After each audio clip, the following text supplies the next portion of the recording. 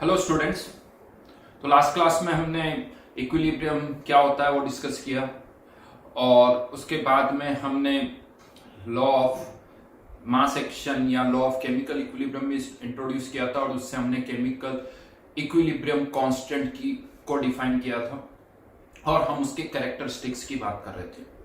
तो जहां तक कैरेक्टरिस्टिक्स की बात है तो मैंने आपको बताया था कि जो इक्विलिब्रियम कांस्टेंट है ये केवल टेम्परेचर पर ही डिपेंड करता है फॉर ए गिवन रिएक्शन, यानी कंटेनर का वॉल्यूम क्या है, उसके अंदर इनिशियली आपने ए रिएक्टेंट के प्रोडक्ट के कितने मोल्स डाले हैं इस पर डिपेंड नहीं करता है। हाँ, लेकिन ये जो इक्विलिब्रियम कांस्टेंट की वैल्यू है ऑन पेपर हम रिएक्शन को कैसे रिप्रेजेंट करते हैं उस पर जरूर डिपेंड करती है। रिएक्शन को अगर आप किसी फैक्टर से मल्टीप्लाई कर दो तो जो नई रिएक्शन होगी उसका इक्विलिब्रियम कांस्टेंट कुछ और होगा, रिवर्स करके लिखने पर इक्विलिब्रियम कांस्टेंट की वैल्यू इनवर्स हो जाती है। यहां तक हम डिस्कस कर चुके हैं। अब ये जो इक्विलिब्रियम कांस्टेंट होता है, जैसा मैंने आपको लास्ट क्लास में बताया था कि जो रेट होती है वो एक्टिव मास के डायरेक्टली प्रोपोर्शनल होती है और ये जो एक्टिव मास है कभी हम मोलर कंसंट्रेशन लेते हैं, कभी हम पार्शियल प्रेशर ले लेते हैं। तो यहां पर ये जो इक्विलिब्रियम कांस्टेंट है वो भी अलग अलग तरह से डिफाइन किए जाते हैं। तो हेडिंग डालिए टाइप्स, कैरेक्टरिस्टिक्स में ही टाइप्स ऑफ इक्विलिब्रियम कांस्टेंट।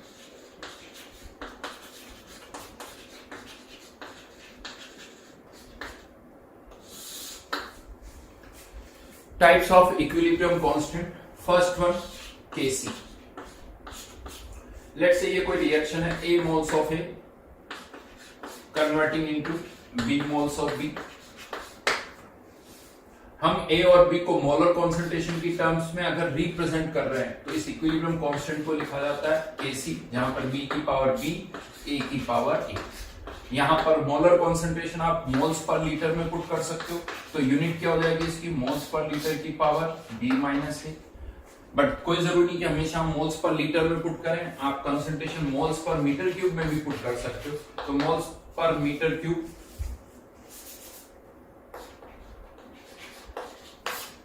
की पावर भी B माइनस ए, इस तरह से भी कह सकते हो। तो अगर आप मोलर कॉन्सेंट्रेशन यूज कर रहे हो तो ये जो K डिफाइन होता है वो होता है Kc। बट दूसरा ऑप्शन भी हम Kp भी डिफाइन कर सकते हैं। जैसे इसी रिएक्शन की बात में करूं तो Kp क्या होगा, पार्शियल प्रेशर ऑफ B की power B upon partial pressure of A की पावर A। यहां पर पार्शियल प्रेशर आप एटमॉस्फेयर में पुट कर सकते हो, तो एटमॉस्फेयर की पावर B माइनस ए, पास्कल में भी पुट कर सकते हो B माइनस ए, बार में भी पुट कर सकते हो B माइनस ए। हाँ, यहां पर स्पेशली मैं बात करूं Kp की, तो Kp तो हम तभी लिखते हैं जब गैसेस इन्वॉल्व हो, तो इसीलिए इन केस ऑफ Kp या जनरली B माइनस ए को हम डेल्टा Ng भी बोल देते हैं। डेल्टा Ng यानी यहां पर इसकी पावर में आपको उन्हीं स्टोइकियोमेट्रिक कोएफिशिएंट को कंसीडर करना है जो इस एक्सप्रेशन में अपीयर हो रहे हो।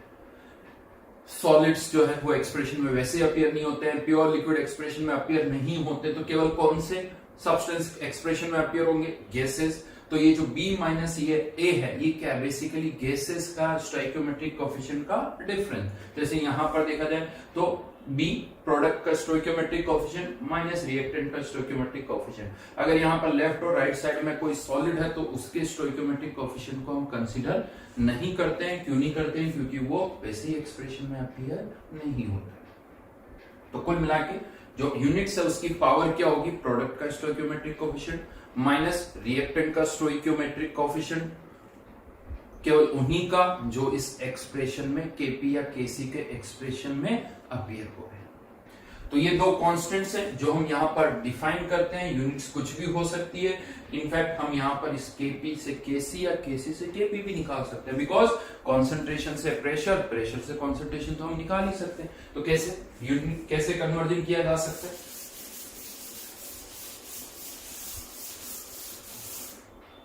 इसी में मैं लिख रहा हूं, इसी का पॉइंट है एक तरह से relationship between Kp and Kc, relationship between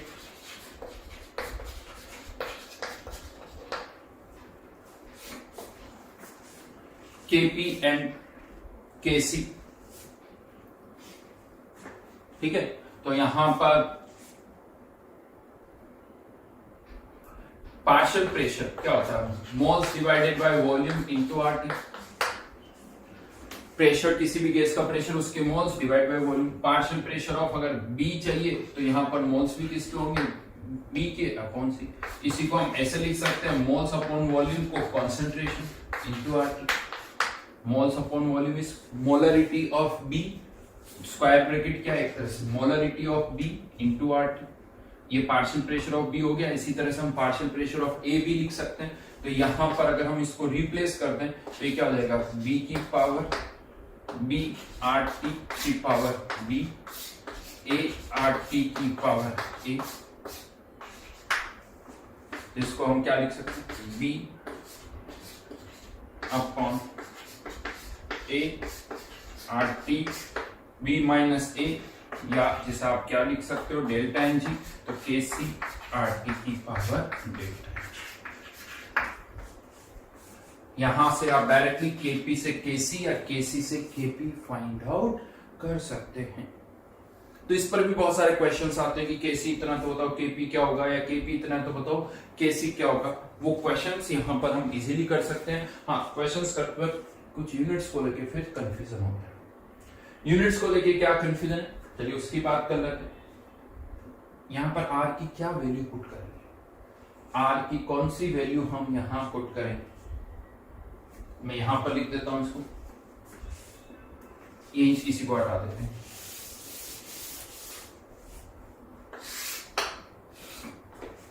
ये केपी केसी आर टी की पावर है। आर की दो वैल्यूज होती 0.0821 और 8.314।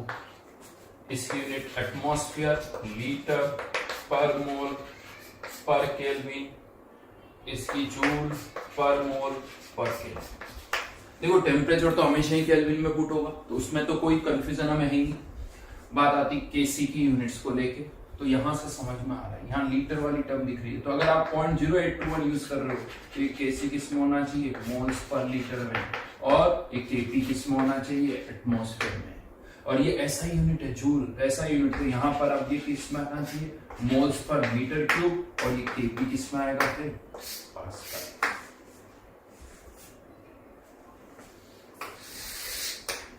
है तो छोटा सा पॉइंट, लेकिन बहुतों को कंफ्यूज करता है। जब एक भी बार नहीं सोचते ना फर्स्ट टाइम, तो अजीब सा लगता है। बहुतों को नहीं पता होता है कि क्या वैल्यू पुट करें, या ज्यादातर बाय डिफॉल्ट 0.0821 यूज कर लेते हैं, क्योंकि ज्यादातर हम केसी जो है वो मोल्स पर लीटर में और केपी जो है वो एटमॉस्फेयर में निकालते हैं। तो मोस्टली यही डेटा हम यूज करते हैं। तो एक तो ये कंफर्म जरूरी नहीं कि यही यूज करें, ये भी यूज कर सकते हैं। फर्दर नेक्स्ट पॉइंट यहां पर आता है कि केपी और केसी में से कौन बड़ा होगा। केपी और केसी में से कौन बड़ा होगा। क्या केपी सडनली देखने पे ऐसे लगता है, सर केपी तो बड़ा होगा क्योंकि केसी को आप इससे मल्टीप्लाई करो। तो केसी को हम इससे मल्टीप्लाई तो कर रहे हैं, लेकिन केपी बड़ा तब होगा जब ये आरटी की पावर डेल्टा एनजी वाली टर्म 1 से ज्यादा होगी। आरटी की पावर डेल्टा एनजी वाली टर्म इससे 1 से ज्यादा होगी। तो वो हमें चेक करना पड़ेगा। क्या कह सकते हैं कि आरटी की जो वैल्यू है वो हमेशा आरटी की पावर डेल्टा एनजी 1 से ज्यादा होगी? नहीं, देखते हैं।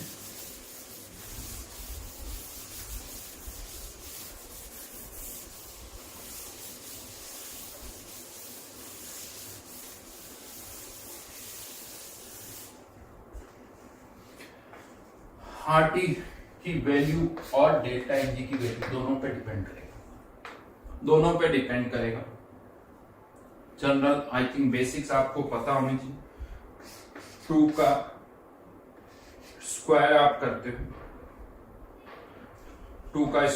करते हो, तो ये वैल्यू बढ़ेगी। लेकिन 2 की पावर -2 कर दिया तब ये वैल्यू 1 से ज्यादा, ये वैल्यू 1 से कम। यहीं पर आ जाता है। 0.5 का स्क्वायर कर रहे हो तो ये वैल्यू 1 से कम का स्क्वायर करोगे तो ये 1 से कम होगी। लेकिन अगर 0.5 का -2 कर दिया जाए तो ये 1 से ज्यादा हो जाएगा। मतलब if delta N G is greater than 0, अगर डेल्टा एन जी 0 से ज्यादा है तो दो केसेस बनेंगे, RT 1 से ज्यादा और RT 1 से कम। ये वाले केसेस अगर RT 1 से ज्यादा है, डेल्टा NG 0 से ज्यादा है, तो जो KP होगा वो KC से ज्यादा होगा, और अगर RT 1 से कम हुआ तो KP जो होगा वो KC से कम होगा। और if delta NG is less than 0, delta NG is less than 0, again RT greater than 1, RT less than 1। अगर RT 1 से ज्यादा हुआ तो ये वैल्यू कम हो जाएगी, यानी KP जो है वो KC से कम होगा, और यहां पर KP जो है वो KC से ज्यादा है। हाँ, लेकिन मैं आपको बता दूं यहां पर ये जो RT है, ये RT मोस्टली 1 से ज्यादा ही होगा। बहुत बार हमें पता ही नहीं चलता कि सर RT 1 से ज्यादा है या कम है, ये कैसे पता करें? उसके लिए तो टेम्परेचर गिवन होना चाहिए, उसके लिए टेम्परेचर गिवन होना चाहिए, और हो सकता है कभी कभी आपको टेम्परेचर ना गिवन हो। तो मैं आपको बता दूं कि जो RT है ये मोस्टली 1 से ज्यादा ही होगा। चेक कर सकते हो आप लॉजिक। RT इक्वल्स टू 1 कब होगा ये देखते हैं, जब T इक्वल्स टू 1 अपॉन 0.082 है। इवन मैं ये वाला केस कंसिडर कर रहा हूं, और यहां पर ये वैल्यू नियरली आती है 12 केल्विन। अगर टेम्परेचर 12 केल्विन से ज्यादा है तो भी RT की वैल्यू तो 1 से ज्यादा होगी। जनरली क्वेश्चन में टेम्परेचर रूम टेम्परेचर होता है, तो ये तो इससे तो बहुत ज्यादा हो गया। तो अगर टेम्परेचर नहीं गिवन है तो रूम टेम्परेचर ही हम मानते हैं, और रूम टेम्परेचर ही हम मानते हैं तो हम यही वाला केस कंसिडर करते हैं।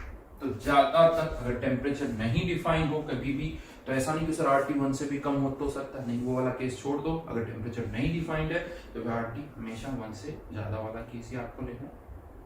फिर सिंपल सा हो जाता है, डेल्टा NG अगर 1 से ज्यादा, डेल्टा NG अगर 0 से ज्यादा ग्रेटर देन 0 तो KP KC से ज्यादा होगा, डेल्टा NG लेस देन 0 तो KP KC से कम होगा।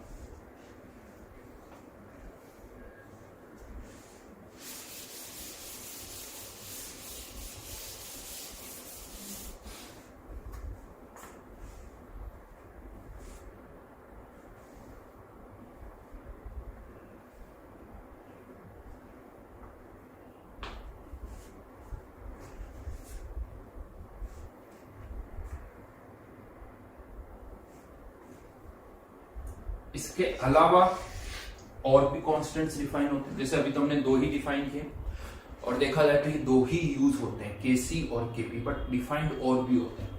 डिफाइंड और कौन से होते हैं? एक होता है KC नॉट। इस नॉट का क्या मतलब होता है? ये जो KC का एक्सप्रेशन हम लिख रहे हैं, इसी में हम इसको 1m से डिवाइड कर देते हैं, इसको भी 1m से और इसको भी 1m से, बाकी सब कुछ वही रहता है, इसकी पावर a और इसकी पावर b। तो ऐसा लगता है सर इसमें क्या चेंज किया आपने? 1 से डिवाइड कर दिया, 1 से डिवाइड करने पर तो वैल्यू में कोई चेंज होता ही नहीं है। सही बात है, वैल्यू में तो कोई चेंज नहीं होगा, हालांकि चेंज कहाँ होगा? यूनिट्स। ये वाली टर्म भी अब यूनिट लेस है, ये भी टर्म यूनिट लेस है, यानी ये जो KC नॉट होता है वो यूनिट लेस होता है। मतलब आपने और कुछ नहीं किया, इससे डिवाइड करके इसको यूनिट लेस बना दिया, और इसे बोला भी जाता है standard equilibrium constant. Right now तो इसकी कोई इंपॉर्टेंस नहीं है, मैं आपको बता दूं, इसकी इंपॉर्टेंस आपको थर्मोडायनेमिक्स में समझ में आएगी। अभी तो जस्ट एक टर्म है KC नॉट, वो आपको पता होनी चाहिए, इससे ज्यादा इसकी कोई इंपॉर्टेंस नहीं है। उसी तरह से ये थर्ड था, ये फोर्थ, KP नॉट भी डिफाइन होता है, और KP नॉट के केस में हम यहां पर इसे 1 बार से डिवाइड करते हैं।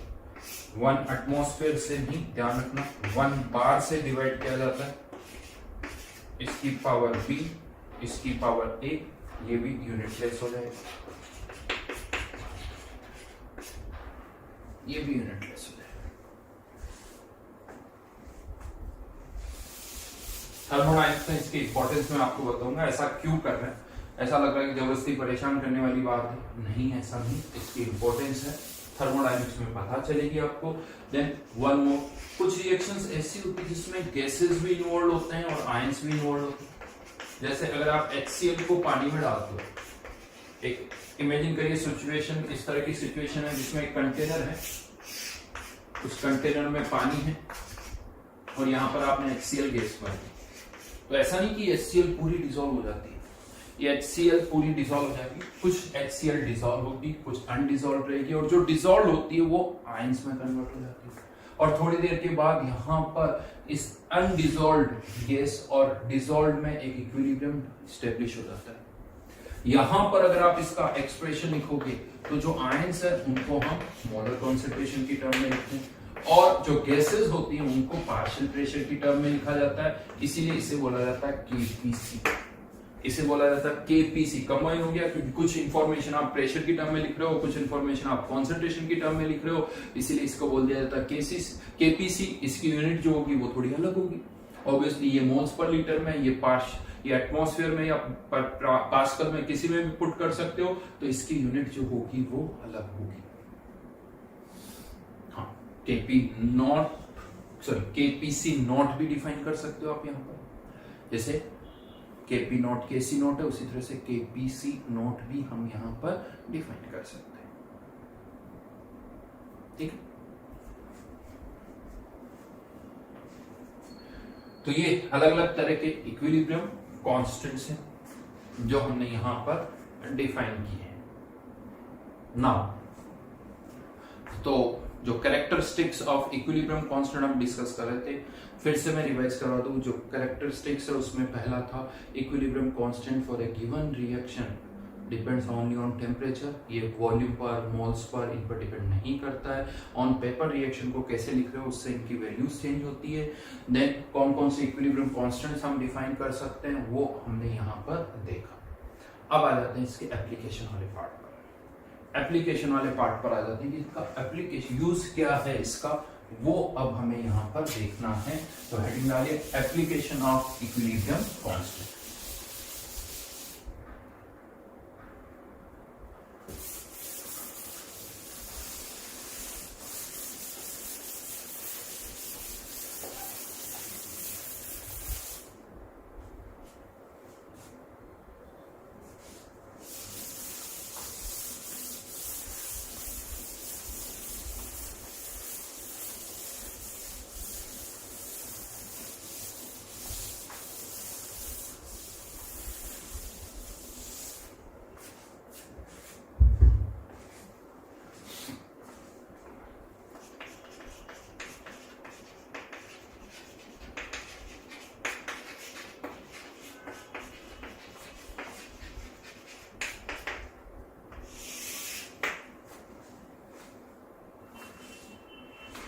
First one, to predict extent of reaction. To predict extent of reaction, equilibrium constant क्या बताता है? लेट्स से रिएक्शन है, एक इक्विलिब्रियम कांस्टेंट क्या बताता है कि इक्विलिब्रियम जब आएगा तो B की कॉन्सेंट्रेशन अपॉन A की कॉन्सेंट्रेशन का जो रेशियो होगा वो K के बराबर होगा। अब मान लीजिए किसी रिएक्शन का इक्विलिब्रियम कांस्टेंट जो है वो 10⁻³ के आसपास, दैट मींस फाइनली इक्विलिब्रियम पर B की कॉन्सेंट्रेशन A के कंपैरेटिवली 1000 टाइम्स होगी। 1000 टाइम्स होगी, मतलब आप इसे यूं सोच लीजिए, अगर आपने यहां पर A के 1001 मोल डाले, 1001, तो इसमें से इसका एक बचेगा और इसके कितने बन जाएंगे? 1000। तभी ये रेशियो 1000/1 इसके बराबर आएगा। मतलब एक के 1001 मोल में से कितने रिएक्ट कर गए? 1000 रिएक्ट कर गए, यानी एक पूरा प्रोडक्ट में कन्वर्ट हो गया। मींस अगर इक्विलिब्रियम कांस्टेंट की वैल्यू 1 से बहुत ज्यादा है तो B की कॉन्सेंट्रेशन A से बहुत ज्यादा होगी, इसका मतलब A की अमाउंट जो B में कन्वर्ट होगी वो बहुत ज्यादा होगी। तो इक्विलिब्रियम कांस्टेंट की वैल्यू अगर 1 से बहुत बड़ी है मतलब रिएक्शन अच्छी खासी फॉरवर्ड में जाएगी, अच्छी खासी फॉरवर्ड में जाएगी। रिएक्शन का जो एक्सटेंट है वो अच्छा खासा ज्यादा होगा। और यही इक्विलिब्रियम कांस्टेंट अगर 1 से कम हुआ तो रिएक्शन फॉरवर्ड में कम जाएगी। तो लिख सकते हैं यहां पर आप a large value of equilibrium constant, equilibrium constant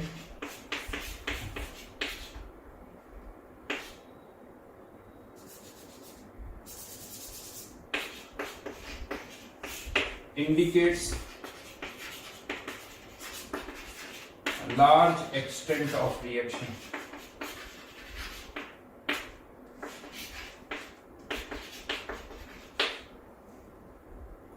A small value of equilibrium constant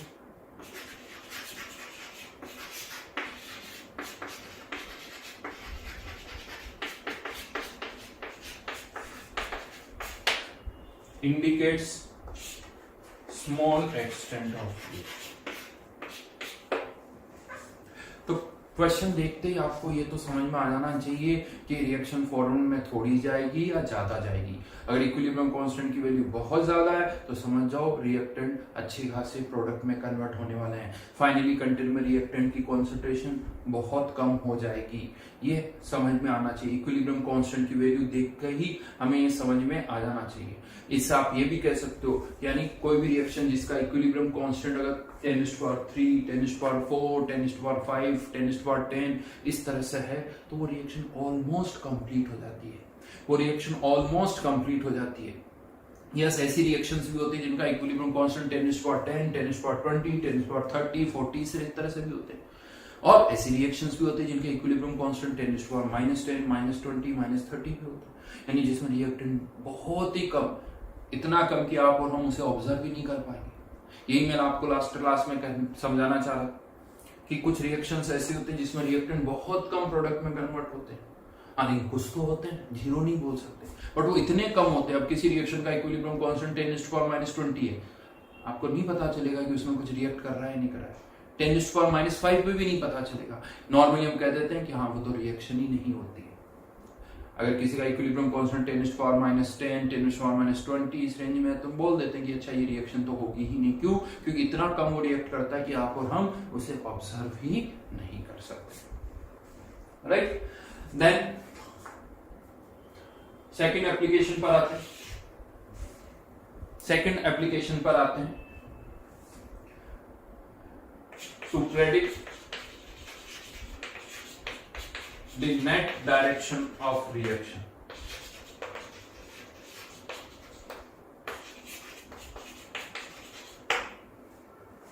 net direction of reaction. अब जैसा मैंने आपको बताया था कि ये रिएक्शन है ए और बी, ये इक्विलिब्रियम हम कंटेनर में ए डाल के भी अचीव कर सकते हैं और बी डाल के भी अचीव कर सकते हैं। अब मान लीजिए कोई पर्सन है, कोई स्टूडेंट है जिसने इस इक्विलिब्रियम को अचीव कर लिया, हमें नहीं पता कि उसने कंटेनर में क्या डाला।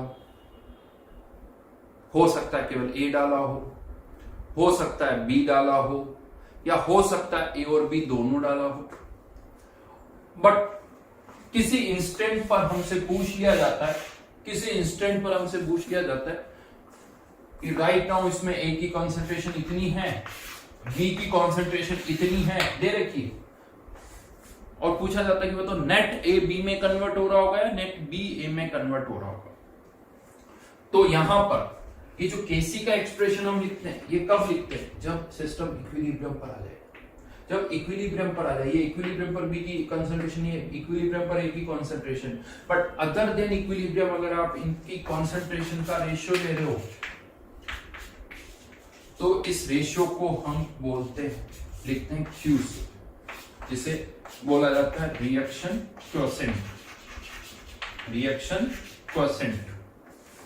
किसी भी इंस्टेंट पर B अपॉन A की ये जो कंसंट्रेशन का रेशियो है उसे हम बोलते हैं Q। हाँ, अगर इनके स्टोइकोमेट्रिक कोएफिशिएंट है, यहाँ A है यहाँ B है, तो ये भी यहाँ पर पुट कर दो। जैसे केसी का एक्सप्रेशन लिखते हैं वैसे ही Q का एक्सप्रेशन लिखते हैं, बस जरूरी नहीं कि ये इक्विलिब्रियम है।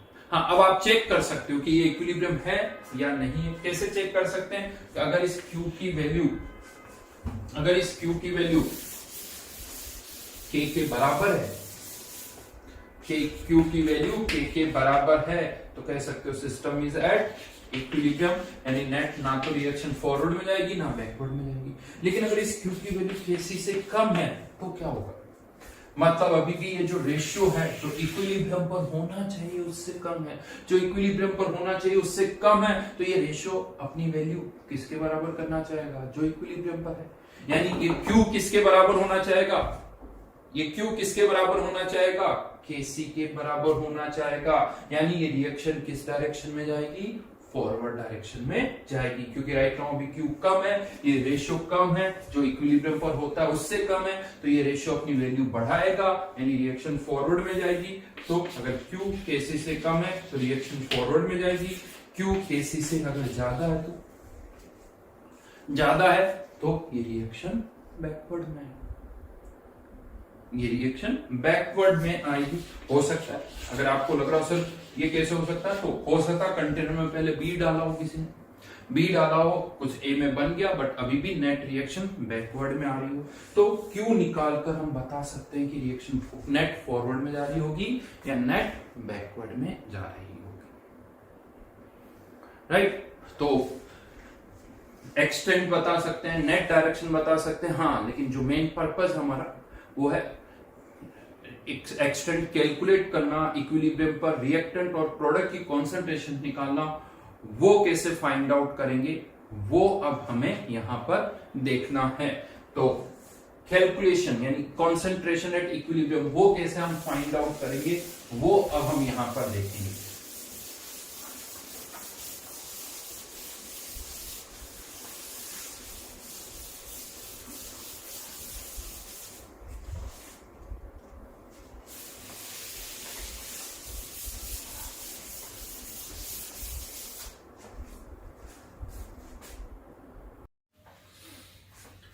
Calculation of equilibrium concentration.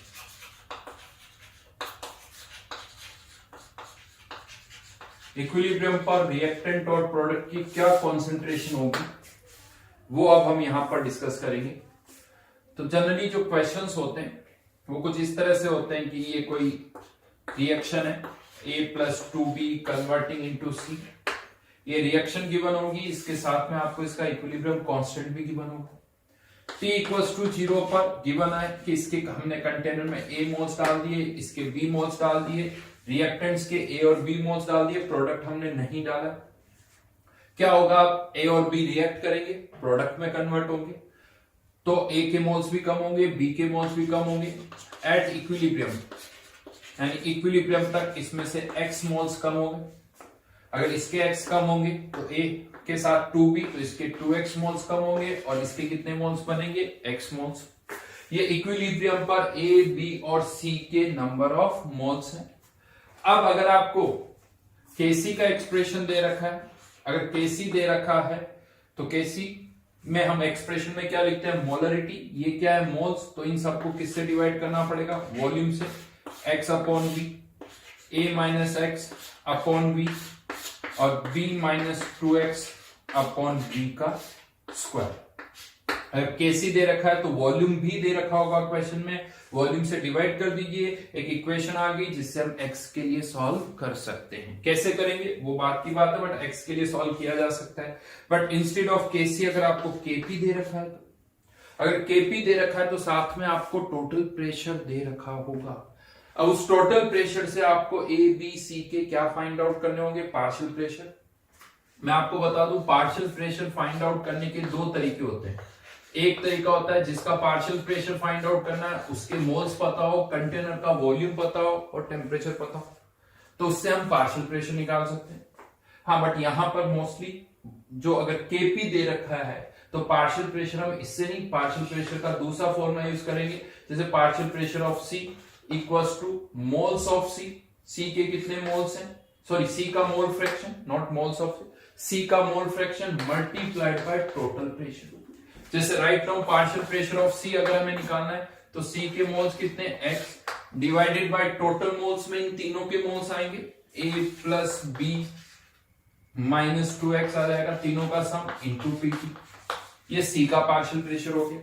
इसी तरह से हम A और B के पार्शियल प्रेशर भी निकाल सकते हैं, और वो पार्शियल प्रेशर यहां पर पुट करेंगे, partial pressure of C upon partial pressure of A into partial pressure of B का स्क्वायर।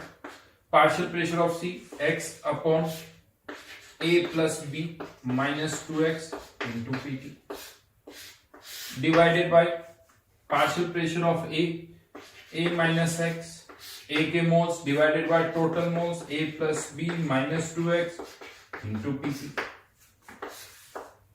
b का तो b minus 2x upon a plus b minus 2x into pt का स्क्वायर। ये KP का expression हो गया, ये केसी का एक्सप्रेशन हो गया। एक्स के लिए सॉल्व किया जा सकता है, बाकी सारे पैरामीटर्स पता होंगे, ए पता होगा, बी पता होगा, पीटी पता होगा, केपी पता होगा, एक्स के लिए हम सॉल्व कर सकते हैं। हाँ, लेकिन यहां पर पहले इसको रीअरेंज करना पड़ेगा। एक्स के लिए भी सॉल्व करना है तो क्योंकि डिनोमिनेटर न्यूमरेटर में बहुत सारी टर्म्स दिख रही है, तो यहां पर अब आप देखिए क्या करेंगे। सबसे पहले तो हम इसको थोड़ा रीअरेंज करेंगे। अब यहां पर रीअरेंज करने में क्या हो रहा है, यहां पर न्यूमरेटर में हमें दिख रहा है 1/v की पावर 1 है, डिनोमिनेटर में भी 1/v है। अब क्या हो रहा है, हम v को बार बार डिवाइड कर रहे हैं, यहां पर भी, यहां पर भी, यहां पर।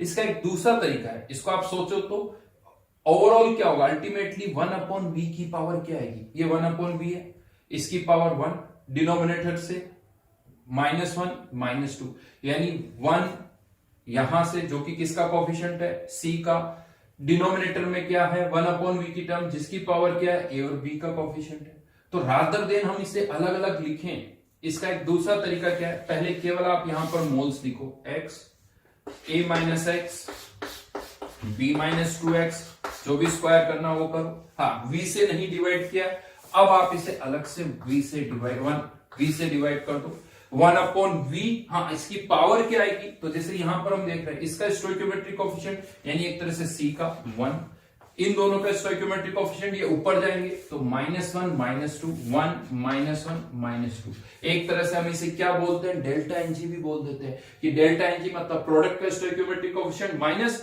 रिएक्टेंट का स्टोइकियोमेट्रिक कोएफिशिएंट। इससे क्या फायदा मिलेगा, ये कॉम्प्लिकेटेड एक्सप्रेशन, इससे आप यहां पहुंचते हो। अब आप डायरेक्ट यहां से ये एक्सप्रेशन लिख सकते हो, डायरेक्ट आप ये एक्सप्रेशन लिख सकते हो, केवल मोल्स लिखो, फिर 1/v की पावर प्रोडक्ट का स्टोइकियोमेट्रिक कोएफिशिएंट माइनस रिएक्टेंट का स्टोइकियोमेट्रिक कोएफिशिएंट। इनफैक्ट केपी के केस में भी आप ऐसे ही कह सकते हो, क्योंकि केपी में भी क्या हो रहा है, हम इस पार्ट को रिपीट कर रहे हैं बार बार।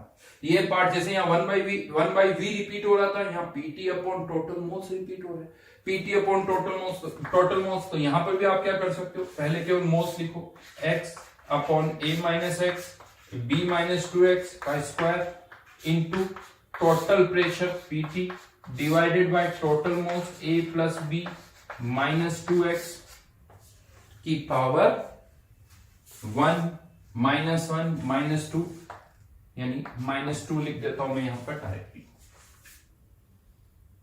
तो केसी या केपी एक्सप्रेशन लिखना है, पहले मोल्स लिखो, और अगर केसी का एक्सप्रेशन है तो 1/v की पावर डेल्टा एनजी, केपी का एक्सप्रेशन लिखना है तो पीटी अपॉन टोटल मोल्स की पावर डेल्टा एनजी आप कर सकते हो।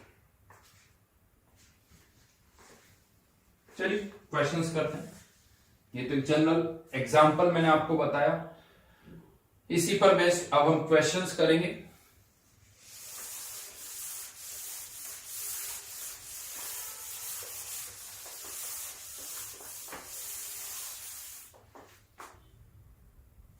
Two moles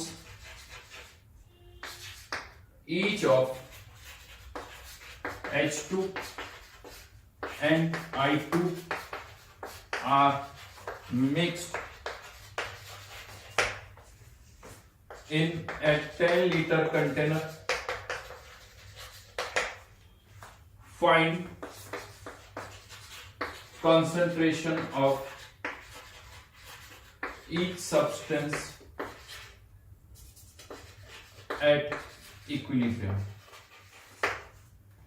हमें एक इंफॉर्मेशन गिवन है, ये रिएक्शन हमें गिवन है और इसके साथ में इसका इक्विलिब्रियम कांस्टेंट भी गिवन है।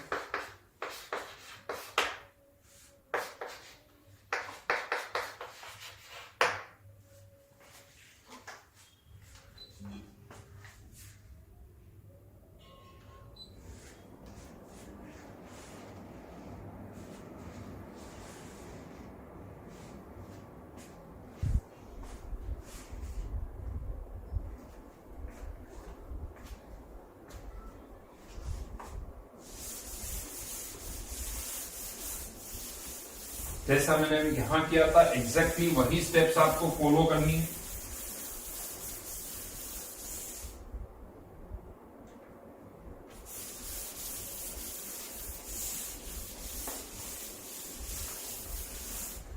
सबसे पहले मोल्स लिखो, फिर x माइनस एक्स, फिर केसी का एक्सप्रेशन लिखो। यहां पर केसी की वैल्यू दे रखी है। वैसे तो इस रिएक्शन का डेल्टा एनजी भी 0 है, तो केसी केपी के बराबर हो जाएगा।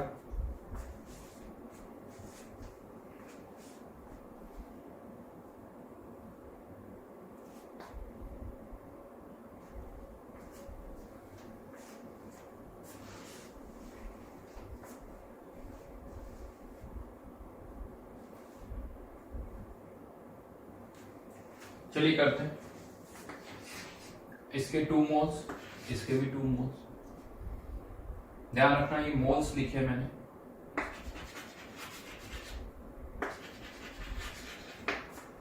टू माइनस एक्स, इसके कितने 2x। केसी जो कि कितना दे रखा है 100, 2x का स्क्वायर, 2 माइनस एक्स एंड 1/10। हाँ, लेकिन यहाँ पर 1/10 की पावर 2 माइनस 1 0 हो गया। डेल्टा एन जी 0 है यहाँ पर, यानी ये तो 1 हो गया। ये 2x का स्क्वायर, ये 2 माइनस एक्स का स्क्वायर, तो पूरे का स्क्वायर रूट लिया जा सकता है 10। 2x/2 minus x. कैलकुलेशन आसान हो गई, सॉल्व करो। 20 minus 10x equals to 2x, तो x equals to 20 divided by 12, 10 divided by 6, तो 5 divided by 3। 5 divided by 3, x की वैल्यू आ गई। तो बचे हुए मोल्स कितने हैं किसके, यहां पर इसके जस्ट ऊपर लिखा हूं।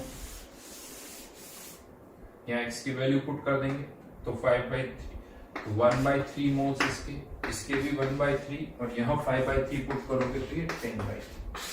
लेकिन ये हमारा फाइनल आंसर नहीं, यहाँ मेजर मिस्टेक होती है। मैंने आपसे मोल्स नहीं पूछे, मैंने आपसे क्या पूछा है, final concentration of each substance. ये मोल्स है, कॉन्सेंट्रेशन के लिए किससे डिवाइड करना पड़ेगा, वॉल्यूम से। तो जो कॉन्सेंट्रेशन आएगी वो क्या आएगी 1/30, आयोडीन की भी 1/30, और यहाँ पर HI की 1/, ये फाइनल आंसर। मेजर मिस्टेक्स होती है यहाँ पर, कॉन्सेंट्रेशन और मोल्स में हम अच्छे खासे कंफ्यूज हो जाते हैं, पता ही नहीं चलता, भूल जाते हैं, जल्दबाजी में आंसर आता है वही लिख देते हैं, चेक नहीं करते कि मोल्स है या कॉन्सेंट्रेशन है। कभी क्वेश्चन मोल्स पर भी आते हैं, कभी क्वेश्चन कॉन्सेंट्रेशन पर भी आते हैं। तो ये हमेशा याद रहे कि आपको फाइनली आंसर मोल्स का बताना है या कॉन्सेंट्रेशन का बताना है। इवन यहां पर अब इसी क्वेश्चन को हम थोड़ा यानी कॉन्सेंट्रेशन की टर्म्स में भी कर सकते हैं, क्योंकि यहां पर क्या हो रहा है, मोल्स की टर्म में लिखा, फिर वॉल्यूम से डिवाइड कर रहे हैं, लेकिन x तो मोल्स ही, x की वैल्यू आई, फिर वापस उसे वॉल्यूम से हम डिवाइड कर रहे हैं, तो यहां पर थोड़ी स्टेप्स बढ़ रही है।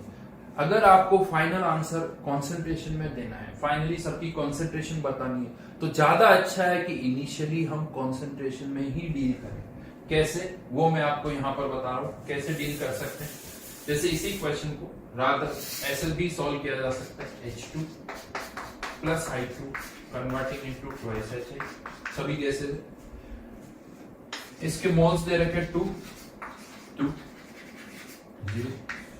यहीं पर सबसे पहले इनिशियली इनकी कॉन्सेंट्रेशन निकाल लो, तो 10 लीटर से डिवाइड कर दूंगा तो 2, इसकी कॉन्सेंट्रेशन भी 2 0। अब ये कॉन्सेंट्रेशन है, मोल्स नहीं है, लेकिन रिएक्शन तो यहां पर भी होगी। इसकी कॉन्सेंट्रेशन कुछ कम होगी, मान लेते हैं y, इसकी कॉन्सेंट्रेशन भी कुछ कम होगी, मैं मान लेता हूं y, तो इसकी कॉन्सेंट्रेशन कितनी हो जाएगी 2/।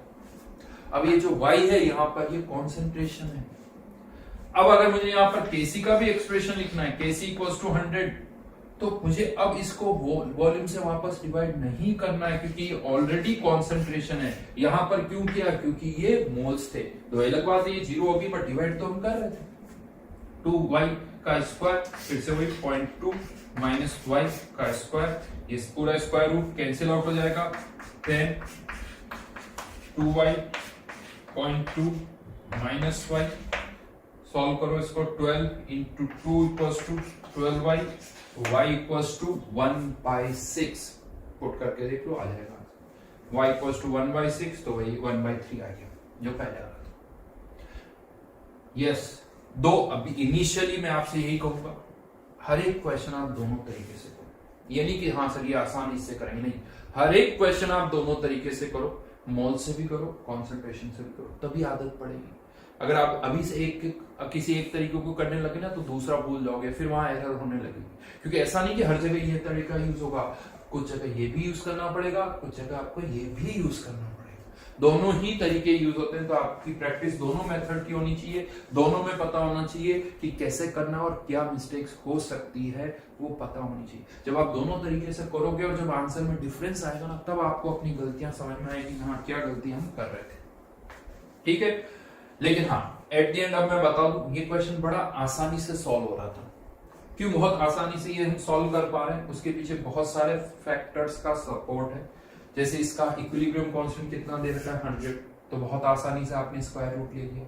इनफैक्ट इसके मोल्स भी 2, इसके मोल्स भी 2, ताकि यहाँ पर हम स्क्वायर रूट ले सके। अब आप सोचो इसी क्वेश्चन को मुझे टफ करना, मैं यहाँ पर 100 की जगह इक्विलिब्रियम कांस्टेंट 200 कर दूं, 100 की जगह 200 कर दूं, यही क्वेश्चन टफ हो गया, क्योंकि अब आपको 200 का स्क्वायर रूट निकालना पड़ेगा, थोड़ा टफ होगा।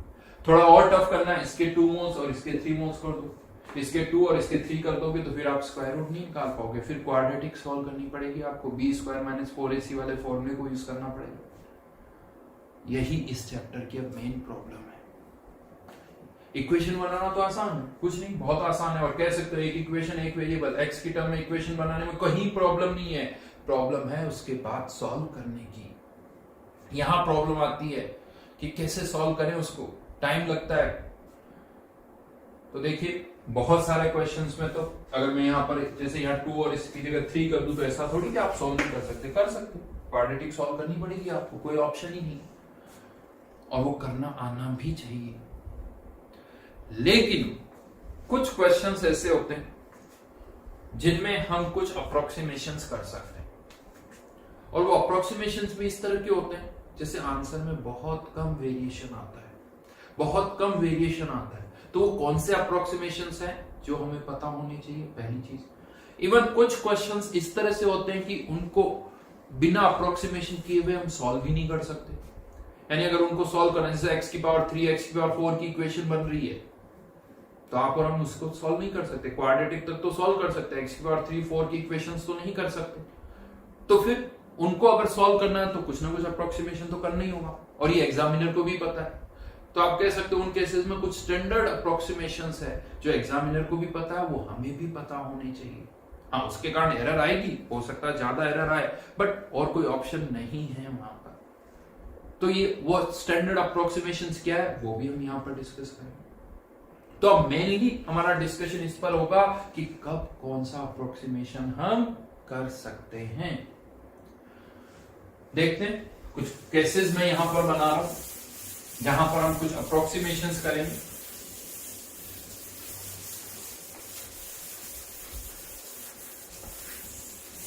केस 1,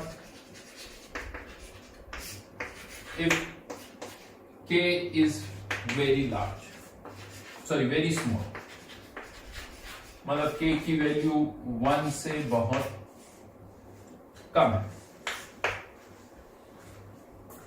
तो क्या करेंगे वो अब हमें देखना है। क्वेश्चन दे रहा हूं, PCl5 कन्वर्टिंग इनटू PCl3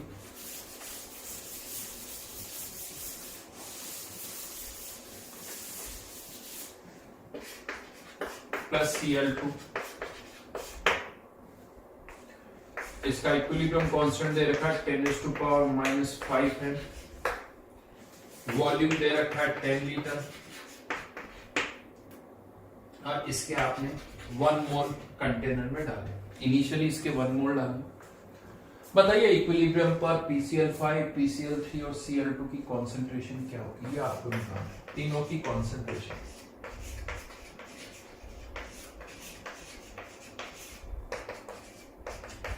ये आपको बताना।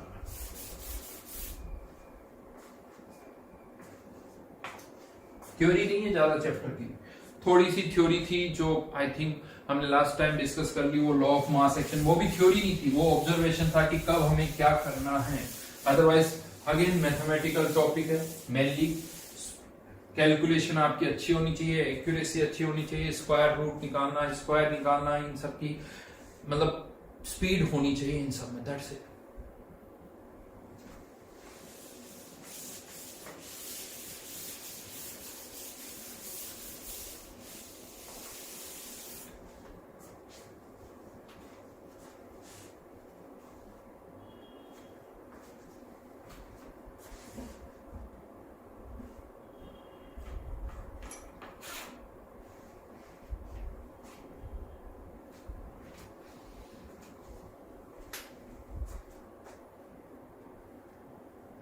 वन माइनस, अच्छा अब दो ऑप्शन, सिंस कॉन्सेंट्रेशन निकालनी तो ज्यादा अच्छा है कि पहले ही हम कॉन्सेंट्रेशन से में ही डील करें, बट दोनों तरीके से करना है। मैं यहाँ पर कॉन्सेंट्रेशन में कर 0.1 लिख दिया, मतलब ये कॉन्सेंट्रेशन माइनस एक्स और ये एक्स डायरेक्ट कॉन्सेंट्रेशन है, क्योंकि कॉन्सेंट्रेशन में से माइनस कर रहे हो, मोल्स में से करते तो मोल्स होते, कॉन्सेंट्रेशन में से कर रहे हो इसलिए कॉन्सेंट्रेशन। Kc का value 10⁻⁵ x square upon 0.1 minus, ठीक है, ये एक्सप्रेशन हमने लिख दिया। x के लिए हमें सॉल्व करना है, तो अब तो पूरा तो कोई स्क्वायर रूट नहीं ले सकते, तो क्वाड्रेटिक बनेगी। चलिए बना के देखते हैं, x square plus 10⁻⁵x minus 10⁻⁶ equals to 0। x equals to 10⁻⁻⁵, formula पता ही। वैसे तो यहाँ प्लस और माइनस दोनों आते हैं, लेकिन हमारे आंसर नेगेटिव तो हो ही नहीं सकते, क्योंकि x की वैल्यू नेगेटिव तो हो ही नहीं सकती, इसीलिए यहाँ माइनस है तो यहाँ प्लस ही होगा, इसीलिए मैं प्लस माइनस नहीं लिख रहा हूँ, प्लस ही लिख रहा हूँ यहाँ पर। 10⁻b square 10⁻⁻10 plus 4ac, a1 है, ये c की वैल्यू माइनस में है, b स्क्वायर माइनस 4ac, तो minus minus plus 4 into 10⁻⁻6 divided by 2, a की वैल्यू 1 है, ये a की वैल्यू 1, b की वैल्यू 10⁻⁵, c की वैल्यू माइनस 10⁻⁻6 है। अब हमें इसको सॉल्व करना है। यहाँ 10⁻⁻10 है, यहाँ 10⁻⁻6 से भी ज्यादा, तो 10⁻⁻6 के रेस्पेक्ट में ये 10⁻⁻10 तो बहुत कम है, इसे आप नेग्लेक्ट कर सकते हो। और ये कोई अप्रोक्सीमेशन, ये तो ऑब्वियस सी चीज है कि ये बहुत ही कम है, तो इसको नेग्लेक्ट कर दिया। जैसे ही हमने इसको नेग्लेक्ट किया, यहाँ पर क्या आ गया 10⁻⁻5 प्लस 2 इंटू 10⁻⁻3, मैं इसको ऐसे लिख देता हूँ 200 इंटू 10⁻⁻5 डिवाइडेड बाई 2, या 200 है या 1 है, तो 199 इंटू 10⁻⁻5 डिवाइड बाई 2 पॉइंट, इसको मैं अब ऐसे लिख सकता हूँ 99.5 आएगा, 0.995 इंटू 10⁻⁻3।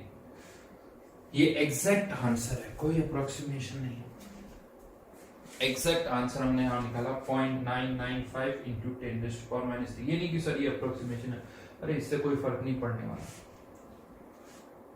लेकिन अब यही आंसर जो हमने यहां निकाला 0.999 इसको हम 1 बोल देते हैं, तो ये आंसर जो ऑलमोस्ट जो है आप कह सकते हो 10⁻⁻3 है, ये 1 के बराबर है।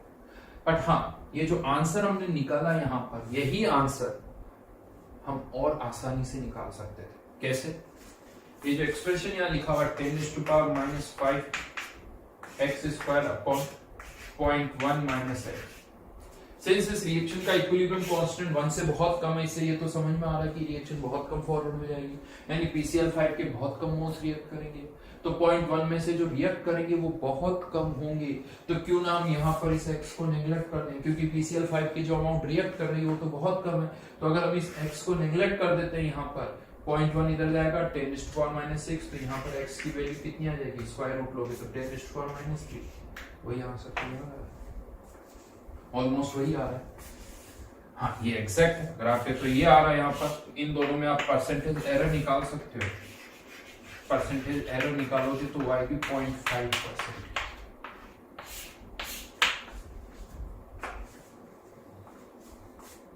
जो कि कम है। अगर इस तरह से और इस तरह से जब हम कर रहे हैं और एरर इवन 3% तक की भी है, अगर 3% है, कुछ जगह कुछ तो 5% तक भी मान लेते हैं, बट मेरा कहना है फिर भी 3% तक भी है, कोई प्रॉब्लम नहीं है, आपका आंसर सही है, आपका आंसर सही है। जबकि यहां पर तो केवल कितनी आ रही, 0.5%। मतलब कह सकते हो कि हाँ हम नेग्लेक्ट कर सकते हैं, बट प्रॉब्लम तो ये है ना कि ये एरर हमें कब पता चले, जब हमारे पास करेक्ट आंसर भी है और ये वाला आंसर भी है। तो क्या हम हमेशा ऐसा करेंगे कि पहले करेक्ट आंसर निकालेंगे, फिर इस तरह का आंसर निकालेंगे अप्रोक्सीमेट करके, और फिर उसमें एरर निकालेंगे और फिर कहेंगे कि देखो ये आंसर सही, ऐसा? तो फिर अगर हम यही आंसर निकाल लेंगे तो फिर इसकी क्या जरूरत है, इसकी क्या जरूरत है? यानी हमें तो क्वेश्चन करने से पहले पता होना चाहिए ना, बिना इसके पता होना चाहिए कि ये एक्स नेग्लिजिबल है या नहीं है, बिना एग्जैक्ट आंसर के पता होना चाहिए कि क्या हम इस एक्स को नेग्लेक्ट कर सकते हैं या नहीं कर सकते हैं। तो यस, उसकी एक कंडीशन है, वो मैं आपको बता रहा हूं, वो कंडीशन याद रखिए। वो कंडीशन क्या है? अगर Kc upon initial concentration, Kc upon initial concentration अगर ये 10⁻³ के इक्वल या उससे कम है, ये इनिशियल कॉन्सेंट्रेशन है 0.1, तो x can be neglected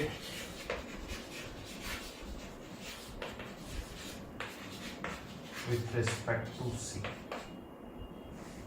x को हम c के रिस्पेक्ट में नेग्लेक्ट कर सकते हैं। अगर आप सोच रहे हो कि सर ये कहां से है कंडीशन, कुछ नहीं, हिट एंड ट्रायल से आई। आप अलग अलग वैल्यूज के लिए करो, हर एक केस में दो आंसर निकालो, एक एग्जैक्ट एक अप्रोक्सीमेटेड, और दोनों में एरर चेक करो। तो हमने देखा कि अगर ये कंडीशन फुलफिल हो रही है तो एरर बहुत कम होती है, यानी वही 1-2% या इससे भी कम। तो अगर ये कंडीशन फुलफिल हो रही है तो एरर जो है वो बहुत कम होती है, आप नेग्लेक्ट कर सकते हो। लेकिन अगर ये कंडीशन फुलफिल नहीं हो रही तो आप इस एक्स को नेग्लेक्ट नहीं कर सकते। तो ये कंडीशन याद रखिए। आगे भी जैसे केमिकल इक्विलिब्रियम है, आगे और टॉपिक्स आएंगे आयनिक इक्विलिब्रियम, वहां पर भी हम इसी कंडीशन को यूज करेंगे, थ्रू आउट इसको यूज करेंगे। यानी आप ऐसे कह सकते हो, इसको मैं थोड़ा जनरलाइज वे में लिखूं तो अगर इस x पर Kc equals to x² upon c minus x, इस x को नेग्लेक्ट करना है या नहीं करना है वो किससे डिसाइड होगा? Kc अपॉन c से। अच्छा, आप में से किसी को ऐसा तो नहीं लग रहा कि सर यहां से x को नेग्लेक्ट कर रहे हो और फिर इसी x को निकाल रहे हो, ये क्या मतलब? नहीं सोच रहे हो ना ऐसा? भाई यहाँ पर ये x प्लस माइनस में है, जो x किसी में ऐड हो रहा है या सब्ट्रैक्ट हो रहा है उसको नेग्लेक्ट कर सकते हो, जो मल्टीप्लाई हो रहा है उसको नहीं कर सकते। इसीलिए इसको नेग्लेक्ट करें, इसका मतलब ये नहीं कि इसको भी नेग्लेक्ट कर दो, राइट? तो ये कंडीशन है जो कि आप यूज कर सकते हो। जैसे राइट नाउ अगर हम देखें तो हमारा Kc अपॉन इनिशियल कॉन्सेंट्रेशन क्या है? 10⁻⁻5 डिवाइड बाय 0.1 विच इज 10⁻⁻4, यानी कर सकते 10⁻⁻4 कर सकते। इवन ये हम तो इसी तरीके को यूज करेंगे, बट अदरवाइज एक और तरीका भी है। और तरीका क्या है? आपने इस x को नेग्लेक्ट किया और फिर x की वैल्यू निकाली जो कि कितनी है? 10⁻⁻3। 10⁻⁻3। अब इस x को वापस यहां पुट करके चेक करो कि जिसके रेस्पेक्ट में आपने इसको नेग्लेक्ट किया है क्या सही में वो उसके रेस्पेक्ट में नेग्लिजिबल है। जैसे यहां पर 0.1 के रेस्पेक्ट में आपने एक तरह से किसको नेग्लेक्ट किया? 10⁻⁻3 को। इसी को कहे 0.1 के रेस्पेक्ट में 10⁻⁻3 को नेग्लेक्ट किया। 10⁻⁻3 0.1 का कितना परसेंट है? 1%। 1% नेग्लेक्ट कर सकते हो। फिर से वही लॉजिक, 3% तक है तो आप नेग्लेक्ट कर सकते हो। यानी x को निकालो, वैल्यू जब आ जाए उसे यहां पर फिर से पुट करके चेक करो कि क्या वो सही में 2-3% से कम है तो आप कर सकते हो, अदरवाइज नहीं कर सकते हो। हाँ, लेकिन इसमें प्रॉब्लम यही है कि पहले एक बार x निकालना पड़ेगा, फिर चेक करना पड़ेगा, और अगर वो x 3-4% या 2-3% से ज्यादा है, मैं अभी ये फिक्स नहीं बोल रहा हूँ 2-3 कभी 3-4, ये इसलिए बोल रहा हूँ क्योंकि ये कोई फिक्स तो है नहीं, ये डिपेंड करता है एग्जाम में 4 ऑप्शन दे रखे हैं वो कितने दूर दूर है उस पर भी डिपेंड करता है। डेसिमल टाइप के क्वेश्चंस आते हैं तो कितने डेसिमल प्लेस तक आपको सही आंसर बनना होता है उस पर भी डिपेंड करता है, इसीलिए कुछ फिक्स नहीं। हाँ, ये मैं जरूर कह सकता हूँ जितनी कॉम्प्लिकेटेड कैलकुलेशंस होती है, जितनी टफ कैलकुलेशंस होती है, रेंज भी ज्यादा होती है, फिर आप ज्यादा अप्रोक्सीमेशंस कर सकते हो, जैसे फॉर एग्जांपल अभी आप ये कह सकते हो सर आपने तो कहा 1% 2% तक नेगलेक्ट कर सकते हो, तो आप लेट्स से मैंने एक क्वेश्चन दिया जिसमें आपसे मैंने पूछा 1000 + 1 कितना होगा, तो आपने कह दिया सर ये तो 1000 होगा, क्योंकि क्या 1 को नेगलेक्ट कर दिया, क्यों, क्योंकि एरर की डिफरेंस कितना आ रहा है 0.1% का, नेगलेक्ट कर दिया आपने ही तो कहा था 2-3% तक कर दो। भाई कुछ नहीं हो सकता, यहाँ पर आंसर 1001 ही आएगा। ये कैलकुलेशन पर डिपेंड करता है कि कैलकुलेशन उसको नेगलेक्ट करने पर और नेगलेक्ट नहीं करने पर कैलकुलेशन कितनी बढ़ रही है उस पर डिपेंड करता है सारा, तो ये ध्यान रखिए। इसीलिए मैं परसेंटेज फिक्स नहीं बोल रहा हूँ, 2%, 3%, 4% कुछ भी हो सकता है, ऑप्शंस पर डिपेंड करता है कि किस एक्यूरेसी से हमें आंसर चाहिए, तो वो पुट करके भी आप यहाँ पर चेक कर सकते हो।